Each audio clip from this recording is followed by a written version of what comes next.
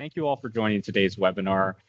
This webinar is the Change Management Playbook, and it is the first in our new Reroute Webinar Series. This is actually the first webinar series that Reroute Consulting has done at all. We've done webinars for other platforms, but this is the first one that we're doing ourselves. So I'm really excited to be here. And again, thank you all for taking the time out of your evening or your day, depending on where you are, to be here today. Tonight, we're going to explore how today's environment is reshaping the way that we lead change and what it takes to guide our teams and our organizations through it with compassion, adaptability, and accountability. So quick note before we begin. So first and foremost, yes, the slides and the recording from today's presentation will be available after the call. We'll be sending an email out tomorrow to everyone who's participated with a copy of the links, as well as any of the resources that we share during today's call. Feel free to ask any questions throughout. You'll notice that there is a Q&A option or panel at the top. If you're new to Teams, it should be just at the top labeled Q&A. And there will be an open Q&A session at the end. We've had a few pre-submitted questions that have come in, so we'll tackle those first, and then we'll open it up to anyone who has any questions based on what we go through here today. So before we get started, just a little bit about me and about Reroute Consulting. So at Reroute Consulting, our approach is really built on three main pillars: compassion, adaptability, and accountability. So we offer everything from one-off workshops to full-scale consulting support, depending on where an organization is in its change journey. My name is Andrew Ourique, the founder of Reroute Consulting, and I've been managing change for, I think it's just over 10 years now, and 3 years with Reroute.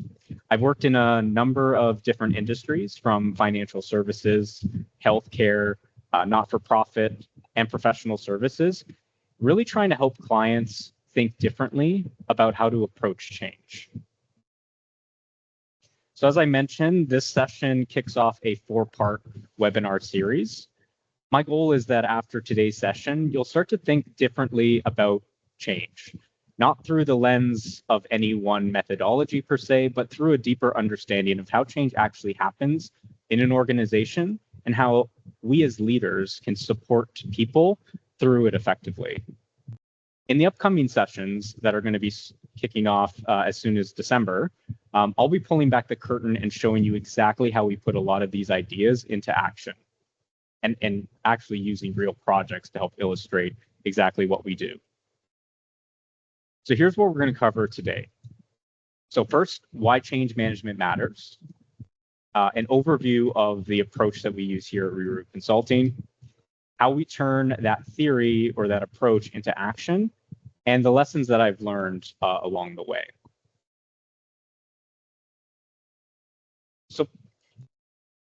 So why change matters? I think at the core, change management is really about helping people find clarity amid uncertainty. It's about giving them the context and the confidence that they need to make informed decisions about what to do next. And the better that we can support people through that transition, the more successful and the more sustainable our change becomes. So to get us started, I wanted to start with a quick question. For those of you who selected the geopolitical conflict of today, you're right. I think that might have been just one person though, but you're right. I think honestly, every time this question gets asked, I think COVID is the #1 answer. But this chart that I'm showing here shows how economic uncertainty, specifically in Canada, but this trend is basically very similar globally and in the US. And you can see how this uncertainty has grown exponentially over time. I think one of the common things that you hear about when you hear about change is that change is constant. And I would challenge that to say that change is not just constant, it is growing at an exponential rate. So you can see these major spikes on the graph here. So after 9/11, which really reshaped the global security and travel, the 2008-2009 financial crisis, the COVID-19 pandemic had quite a big bump, big spike. And that really, because it really transformed how we work and where we work, even to this day. And now the ongoing geopolitical conflict that's disrupting supply chains, technologies, and just economies worldwide, you can see the impact that it's having as it relates to uncertainty. And organizations today are managing this change in this environment. It's an environment of continuous disruption. And it's extending beyond the walls of the organization itself. It influences how people will show up, how they will think, and how they will work. And it's evolving faster than ever. And that's why change management is really so essential and why it isn't optional anymore. Having dedicated teams helping navigate these shifts is crucial to equip our leaders and our employees to handle the uncertainty both inside and outside of the organization. But even with that support, even with those dedicated teams, the effectiveness can really vary. And a lot of that comes from, in my opinion, sometimes an over-reliance on linear and static frameworks that don't reflect this pace of change, this pace of complexity and uncertainty today. So let's face it, every change, big or small, brings some level of uncertainty. But it's really in how we approach the change that will determine whether we get stuck and can't move forward, or we're able to adapt with confidence. And so this framework is one that I've built, which shows kind of a full, let's call it change life cycle from preparation to sustainability. And it's a process that has worked incredibly well for me because it is not rigid. It is adaptable, and it just provides the foundation. And the goal of this framework, the goal of the approach is not perfection at all, because that's impossible. It's progress through adaptability, and that's central to this process. The framework really rests on 3 core principles or elements. We're reporting on what's happening in real time. We're gathering feedback to adapt as we go, and we are experimenting every step of the way. We are essentially learning by doing, not just learning after something happens. So let's break each of these elements down a bit. So the prepare and the plan phase is where we build the foundation. We're assessing readiness, we're defining strategy, and we're engaging stakeholders early. This is where we align leadership, we figure out what the impacts are, and then we set the tone for transparency and trust through a communication or change and engagement plan that takes in consideration all of these key impacts and what's necessary to help kind of bridge the gaps for employees and their teams. Really here, we're trying to illustrate the why. So why are we changing? Why are we changing now and not 2 months from now, a year from now? Why haven't we changed before? Who's going to be impacted by this change? So really getting an inventory of who are the key stakeholders, what's important to them, how is this change going to impact them, and what information do they need to help move along the change with us so that we don't leave anybody behind. And what is actually changing is also very important here. And then the last piece is the famous so what question. What are the benefits that we're hoping to achieve? And that goes beyond just the project and the organizational benefits that we tend to stick to. It's also about looking at ourselves as leaders and as change professionals to say, what are we going to commit to? What are we going to be accountable for? And making sure that we are managing that at the same with the same degree as we would manage project and organizational benefits to make sure that we're moving forward with purpose and adjusting our approach as we go. There has not been a project that I have worked on where I go into it, coming out with one plan and I don't get surprised. And so making sure that you have those gut checks along the way is important, and setting those things up early on so that you can adapt as you're starting to execute things is absolutely key. And then the meat of the framework is really in the center. And it's when we start to actually launch things. Here we're continuously testing and learning, gathering real-time feedback to adjust and adapt, or in our case, reroute the approach along the way. The key is to treat implementation not as a one-off or a single event. It is a loop. It is a constant iteration to bridge the gap, to make sure that we're realizing the benefits that we're looking to achieve before we exit out of the loop and start to sustain it. Because let's face it, change, the only way that you can really assess how a change is going to land is when people actually experience it, they touch it, they feel it. And that requires time, that requires reinforcement, motivation, and a willingness to keep learning, gathering that feedback and saying what worked and what didn't. You can almost think of it like kind of a conveyor belt as you're building products. You know, it's coming through the conveyor belt, you're taking a look at it and say like, okay, this meets our standards, let's keep it, let's move forward. And maybe sometimes the product will come to you and you're like, nope, this doesn't meet our standards, and you kind of chuck it away. And that's essentially what you're constantly doing to try and figure out what strategy is actually going to work for this given situation and the employees and the people that you have in front of you. And that's always different. You know, I've worked on multiple changes within an organization, within the same department. And even though I'm dealing with the same exact people, similar changes, always something different pops up. And so really always approaching change with curiosity and openness is really what this framework is built on. And again, it's not about perfection. It's about making consistent and informed progress in which you can really only achieve through this process of adaptation. If you stay committed to listening and adjusting, this phase is going to bring you incredible results and something that's pretty rare, a change strategy that's actually scalable. What I mean by that is a lot of times we're dealing with changes. We're not dealing with changes with 1, 2, 5, 10 people. We're dealing with changes of hundreds, thousands of people. It's unrealistic to think that you're going to be able to come up with a strategy that's going to meet the needs of every individual. Each of those 1,000 people is going to be tailored just to them. But if you continually adapt, you start to reach more and more people along the way, and you'll never get to 100%, but you can get as close as you possibly can. And the only way you do that is to just be open and curious when things don't go your way.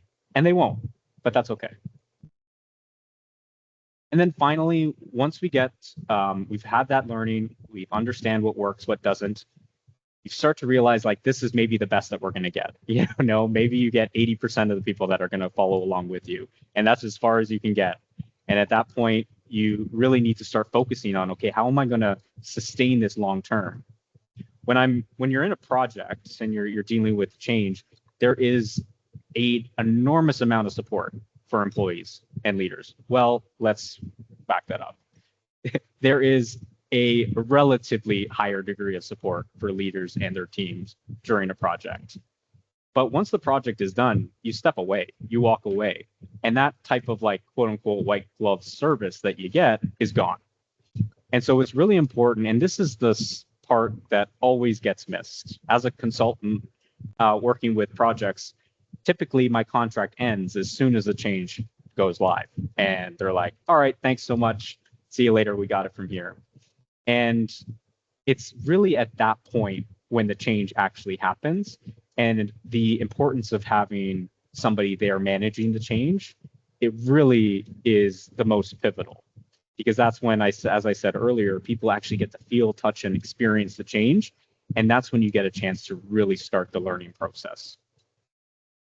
You're following this process, you're adapting along the way, so that by the time you get to the actual quote unquote end, you've learned a lot and you know what's going to work. And what's equally as important at this stage is to take the time to reflect. Because while you're never going to be able to get one framework, one formula that's going to work every single time when you manage a change, you can learn a lot about what really worked and what didn't. And you can carry those lessons forward.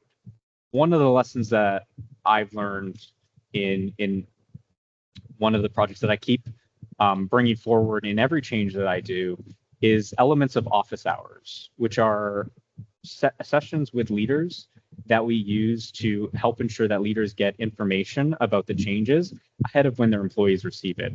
This gives leaders an opportunity to hear it from us, ask any questions, bring any sentiments from their teams forward, so that we as a change team get a chance to understand those sentiments and also customize any material based on that feedback before it gets to the employees. The other piece that comes up a lot and that I've tried to integrate as many times as I can is this element of what we call a meeting in the box. And this has seen significant benefits as we're managing any change. At the end of the day, leaders are incredibly busy. They're super stretched for in terms of capacity. And really the only thing that they, and it's not that they don't want to help lead the change, it's that they just don't have time to. And so anything that we can do to help facilitate that, empower leaders to help transition and support their teams, because in the end, they're the ones who are really making the change happen, not me. And so this meeting in a box is really an opportunity, and this could be monthly, it usually is monthly, but you're giving them almost a package of like, what changes have happened, what changes are coming up, and what are some of the key talking points that we want you to deliver to your teams, making it easy for them to actually help you help them. And at the end of the day, the ultimate measure of success for any change in any initiative, it's how well the organization is able to operate and basically how people are able to think, work, and lead moving forward in a way that is aligned with and in the same direction as where the organization wanted to go when they started this project in the first place. And so if you're not able to sustain it, you'll never realize the benefits that you wanted to achieve. And so this is essentially the most important part, and the part that oftentimes gets missed or ignored, actually. So the value of change management. So effective change management directly impacts business outcomes, from reducing risk to accelerating the return on investment. Organizations that invest in the people side of change, not just the technical side, will see faster adoption and stronger performance. And that's not theory, that's a fact. This figure, this diagram, comes from ACMP, which is the Association of Change Management Professionals. It's a global institute for change management professionals, a community of us who share best practices, and they have a standard that they teach. And this is one of the figures from the standard, which I honestly think has done an exceptional job of illustrating the value of change management, and I use it quite often. This curve illustrates the difference change management makes. Without it, performance dips and the recovery is slower. So that's kind of this line here. So you can see performance dips significantly, and eventually, you know, people will learn the new way of doing things, but it will be slow. And eventually, you may realize the benefits. You might not ever realize the benefits that you're looking to, but you'll get pretty close. And it's about enabling people to adapt so the benefits are realized sooner. That's the value of change management. Getting people to adapt at a faster pace so that they can realize those benefits and get to that future state as quickly as possible. So without change management, you can kind of illustrate it through this black line here. With effective change management, we're getting to that future state faster. We're realizing the benefits earlier, but we also have the potential to go beyond what benefits we were expected to realize because we were able to move so much faster and able to get that change adopted effectively. So the value of change management, if you want to, you know, calculate it, is essentially equivalent to this area between these two lines. If we've got some calculus fans, they could probably calculate it. I can't, but that's basically what it is. And that's where the variability lies. The better the change manager, the more closely you can get to this green line. So let's spend a little bit of time talking about some of the lessons that I've learned along the way. The most valuable lessons, at least. There are a ton, but I'll share a few of them with you. So first is clear guiding principles, which keep everybody aligned to what matters most. Defined roles and responsibilities to drive accountability and collaboration amongst the teams.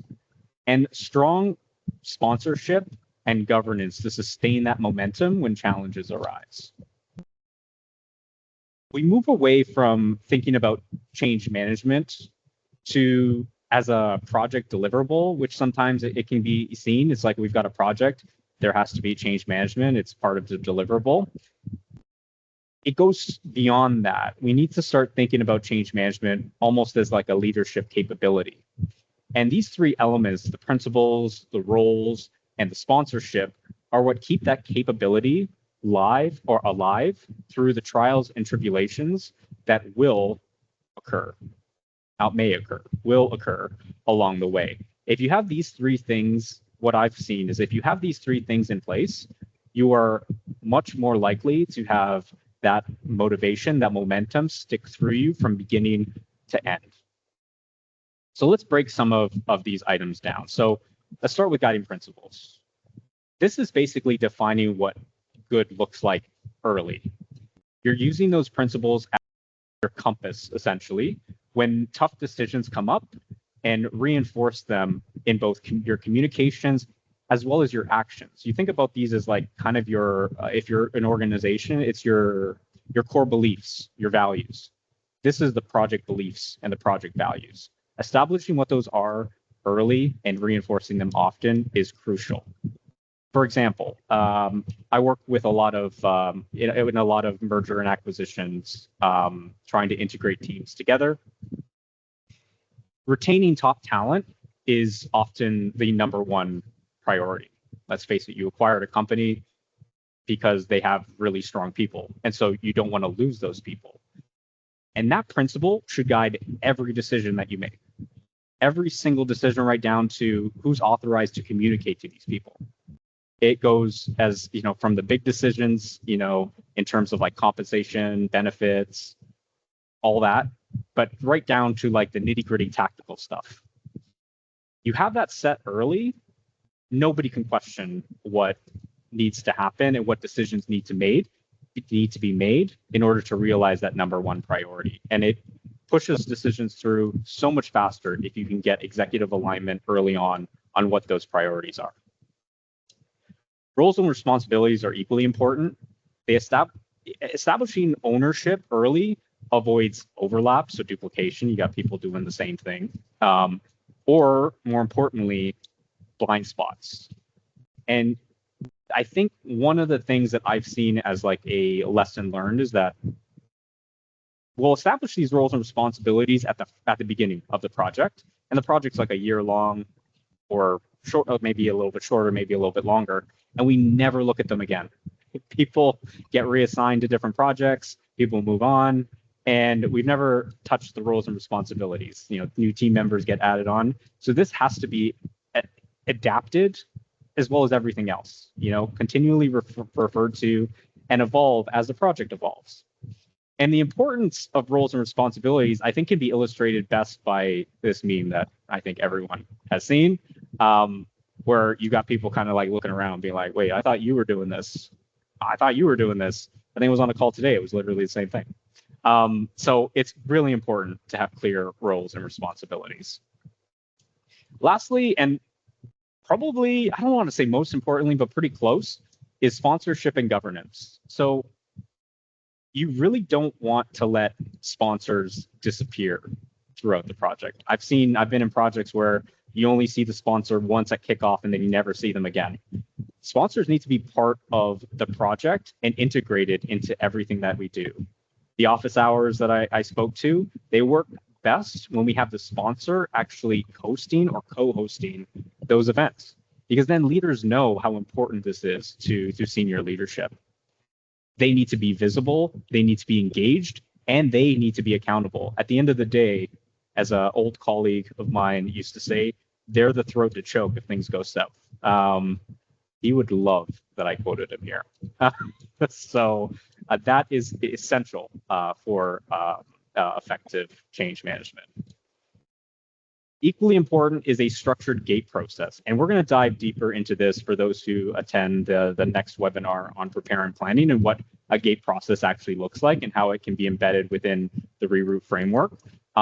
But this is really just making sure that at each step of the way, before we move from prepare to plan, before we move from plan to test, and before we move from test to evaluate, certain criteria is met at each stage so that we know exactly what we're looking for and what will allow us to move on to that next stage with confidence that, we didn't miss anything. But I think the most important thing that I've learned is really this. Great change managers balance empathy, curiosity, and openness. And I've alluded to all of these things throughout the course of the presentation. But if you take anything away, I think it's this visual, because it is exceptionally important. A good change man or a great change manager, they don't claim to have all the answers. God knows, I think there's some of you on the call that work with me. You know very well. I don't try to have all the answers. I don't ever have all the right answers. But I hope that they would say that I listen, I try to learn, and I try to help lead through that uncertainty with a sense of calm. It's not just about managing plans, because plans will change. Sometimes plans get outdated before they're even done, and we all know how that goes. It's really, the great change managers can help inspire that confidence and trust to know that we'll get through it. We'll adapt it as we go, and everything is going to be fine. And I don't think you can do that unless you have empathy, you're curious, because curious is mainly like, hey, I can't believe that somebody did that. I didn't expect it. Why did they do that? And trying to understand why that's happening. And then being open to new ideas. Sometimes, and a lot of the times, people will come to me with ideas that I'm like, I don't think that's going to work at all. But I'm going to stay open to see what happens. A good example of that just literally happened last weekend. We were doing a ACMP event, and we were going to do a walk in the park. It was like I can't remember what they called it. I think it was a walk and talk. That was it. We did a walk and talk event. We asked people from the chapter to come, and we'll walk around the park together, and we'll talk about change management. I was like, nobody's going to show up to this thing. Like, why would anybody show up to this? I'll show up because I know the person, but like nobody else is going to show up. We had a decent turnout. There was a lot of people that showed up to this thing. It was actually one of the more successful events that the organization held. And I was like, I have no idea how this worked. But if you remain open to it, you'll be. And I think one of the things they said was, it's like, it was different, like no one ever does stuff like this. It's always like a lecture or a webinar. You're sitting and just, watching, just kind of like this. Maybe we should have done a walk and talk. Maybe we would have gotten, more people to join. But I think just staying open to new possibilities is always super important in change management, because you won't have all the answers. So it has there's no use trying to pretend that you do. I think what adds another layer to this, which a lot of times people forget, I know I forget a lot of times, is that our role, or we're really trying to do the right thing for the users or the employees at the end of the day. But sometimes the right thing means a lot of work for project teams. Maybe we're asking them to host a training session when all they wanted to do was send a communication. Maybe, we want them to do drop-in sessions multiple times during the week when something launches, and all they want to do is, not do that. A lot of the times it turns into more work. And so you have to also think this way, not just for the users, but also the subject matter experts, the trainers, the communication teams, everybody that's going to be working as part of the project. You got to treat them with that same element of empathy, curiosity, and openness.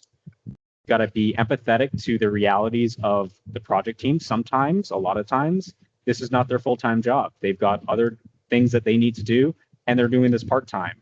And so you got to be empathetic to the fact that they're not going to always have capacity to do what it is that you think as a change manager or a leader is right.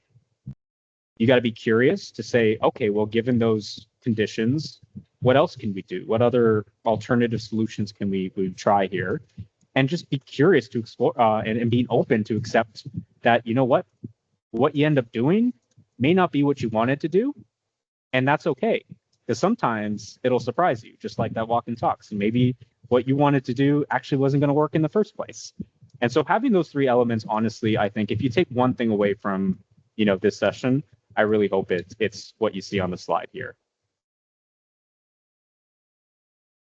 All right. I think for the first time ever, I actually didn't go overtime. And again, for the people who are on the call here, I feel like they will They can attest to that for sure. So we're going to start with some questions. So as I mentioned, we've got a few pre-submitted questions that came through. So we're going to start with those. And then again, we'll open it up to see if there's any questions that have come through the chat. So first question was, how do internal comms and change management work together? Work together to both lead and support change. So surprise, surprise, but the consultant is going to answer in the most consultanty way possible. And the answer is, it depends. So I think the important piece for this is it does depend. But I think back to the guiding principle or the lessons learned, it's really about establishing those clear roles and responsibilities across the teams.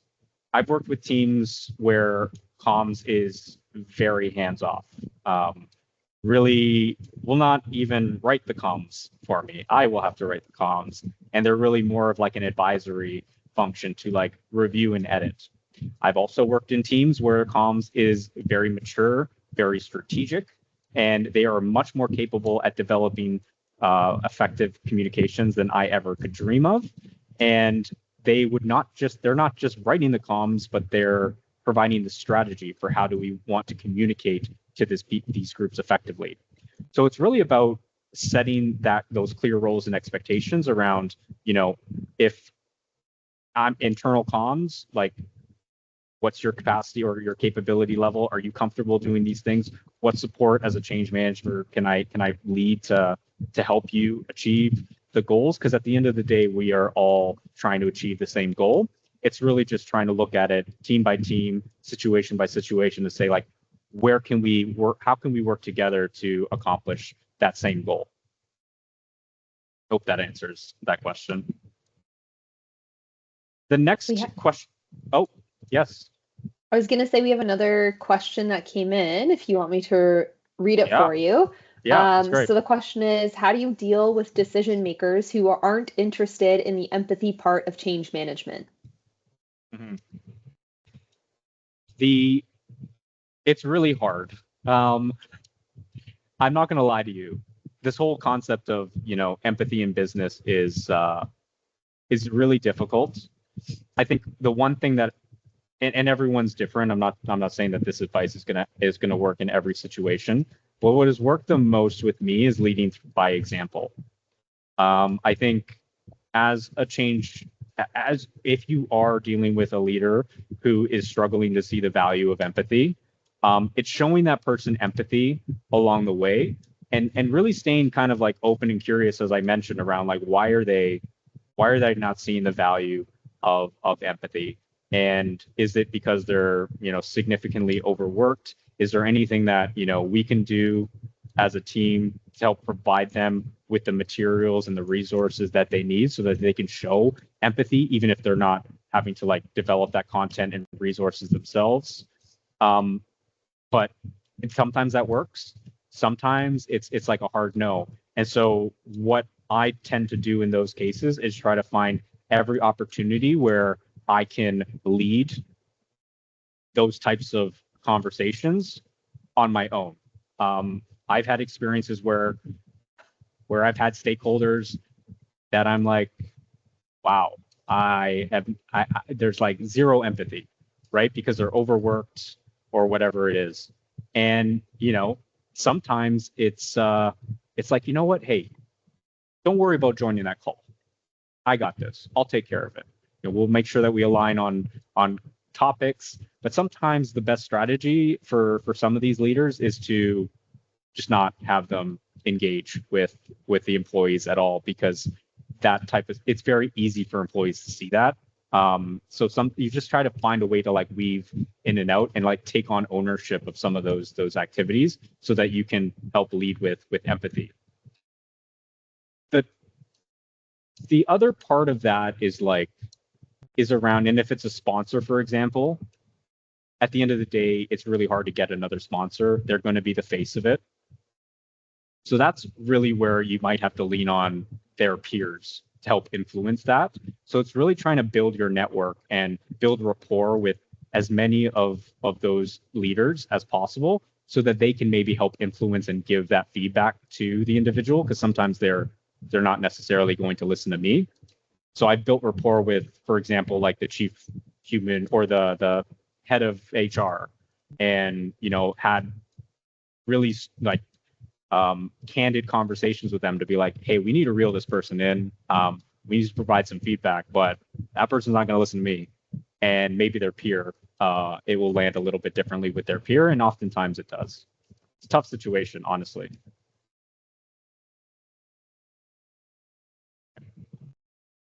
Move on to the next question here. Yeah. Perfect. All right. So what are some goals and objectives that can help measure the impact change management has had on a project? So this is a great question. And so I'm going to go back to this diagram for a second. So if we remember, we measure the success of change management by how quickly, confidently, and sustainably people will adopt to the new ways of working, and how that translates into the business results at the end of the day, which we can see here. So when it comes to the types of goals or objectives that you can set, there are a number of different ones. You can focus on, and it varies depending on the project as well. So if a project is a new technology, you're looking at like adoption and engagement metrics with that new technology. So they could be like adoption rate, like the % of users that are actively using that new system. If it's a process, you might be able to like track how many times they're using that new process. For example, if it's through a workflow on an ERP system or an enterprise system, then you might be able to track how many times people are using that system. And whether that's increasing or not changing once you introduce the change. A lot of times change will have training associated with it that's key to help building that knowledge. And so you can track like training and completion and effectiveness. That could be like attendance. You could do like satisfaction scores, say like have people like learn something at the end of the day, they feel confident, that kind of thing, to help demonstrate that they've built up the capability that they need. If for communications, because that's kind of what we were talking about, we can look at like open rates on project-specific communications that are sent out. When we send out surveys, what's the participation look like? What's the attendance look like at things like if we did the office hours, town halls? Are we seeing that we get a good chunk of people that are attending these calls, or nobody's attending them? And so that's very like basic level of like goals or objectives to help like assess where are we on this curve, right? The other elements are behavioral and performance. So you can look at things like, let's say you're introducing a change for a new system. In the past, I've taken a look at like help desk tickets, and I've said, okay, well, these are the amount of tickets that we used to get when we had the old system. Now that we had the new system, you're definitely going to get an increase in tickets when the system is introduced. But you take a look at like what those tickets are about. Can we go out with new resources to help address some of the commonly asked questions or issues? But eventually over time, you should see those help desk tickets go below what they were in current state. And that could be a really good indication of like they're changing behavior and their performance is getting better, and they're also not spending time dealing with help desk tickets, which is huge. And then lastly is around, and this one's, well, not lastly, actually two more. The other one is business results. Of course, that's a little bit easier because every project will track these probably on their own. So like, the project's return on investment, did we realize the benefits? Did we get the cost savings that we wanted? Did we see the increase in revenue that we were expecting? Any KPIs that are linked to the project will likely be tracked at the PMO level of the project management office. But you can also do other things that sometimes are not necessarily tracked. Turnover is usually tracked, but like digging a bit deeper into that turnover and focusing maybe not just on overall turnover, but like what is the, like, have we seen any regret turnover, which is essentially a measure of like strong performers that are leaving. And so really trying to think about like what are we trying to achieve, and if one of the key objectives, let's say for like the example with the M&A, is we want to keep our talent, then making sure that we've got a metric like that to say like how many, not only how many people are leaving, but how many people are leaving that we really didn't want to leave, because that's a bigger impact to the overall business. And if you set that condition of like, this is our main goal, that will really help determine whether your change management was the change management plan or strategy was effective. But more importantly, it's if those things start to spike, you can start to address and adapt them along the way. And so there is that element. There's also the element of like making sure that you've got like leading indicators of that. So if you have surveys on like employee satisfaction and you see that's really starting to dip, that's probably a leading indicator to say that people are probably going to leave. And so what are we going to do about it now? That will be really important. And then there's a lot of very specific change management assessment type readiness surveys or things that you can do or build into your employee engagement surveys to really help you understand like what stage of the change process or journey are people on, and really based on all of that, I think those are like, that's a ton of examples, but it's really taking a look at like what your change really is, what are you hoping to achieve, not just from a project or organizational perspective, but as a change management team, as a communication team, as a training team that you want to achieve, and just making sure that you're tracking that and not just focusing on the lagging indicators, but also the leading ones as well, so that you can actually make an impact before it goes south.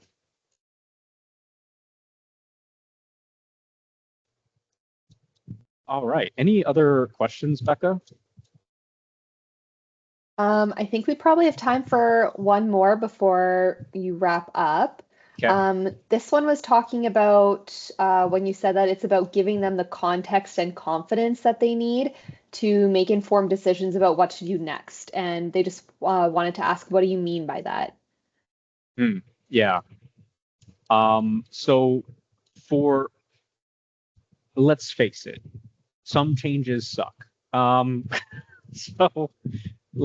So at the end of the day, the approach of, or the goal of change management really is essentially making sure that everybody has all the information that they need to make an informed decision about what they want to do next. And that decision could be, I want to leave. Like, I don't want to stay here. I don't like the changes. I don't want to stick around with this. I don't want to stick around in this organization. That's totally fine. But where I think change management would fail would be if that individual is making that decision based on faulty information. If the employee is getting all of the information about a change and it's accurate, and they decide at the end of the day, I don't want to be here, there's nothing I can do about that, right? But if an employee made that decision because I failed to give them the context that they needed, and they, made that decision, too rashly, that's on me. And so you can't really think about it as, I'm a change manager. Effectiveness is that everybody is adopting this change and they're coming along with it, because like that's impossible. You can't do that because some people just don't like it. You're introducing a new system. Somebody is like near on the brink of retirement. That person leaves because they're like, I don't want to learn something new. Like, how is that on change management? It's not, right? Or, somebody is part of an M&A. They get acquired into a company that is not aligned with their goals or their mission or what they want to do with their career. Maybe a small firm got bought out by a bigger firm and they liked the environment of a small firm. Well, I can't really do anything to change them. I could try to, show the value of like career progression and global mobility and all of those types of things. But at the end of the day, if that's what motivates the employee, they're going to make that decision. But it's making sure that they're making the decision with all the information that's accurate and timely.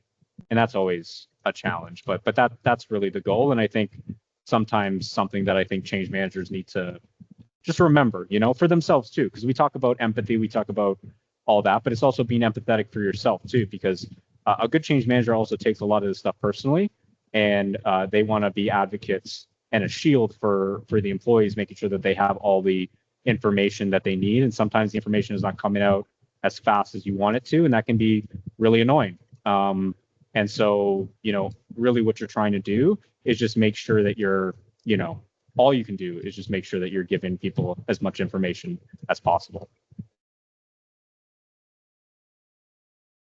All right. So I think that's it. So we will start the wrap up. So a lot of what we discussed here today, we go into a lot more detail in the white paper that we launched. I think it was in August. So if you are interested, you could scan the QR code. Again, the email that's going to come out tomorrow will have all of this information so that you can get a copy of that as well.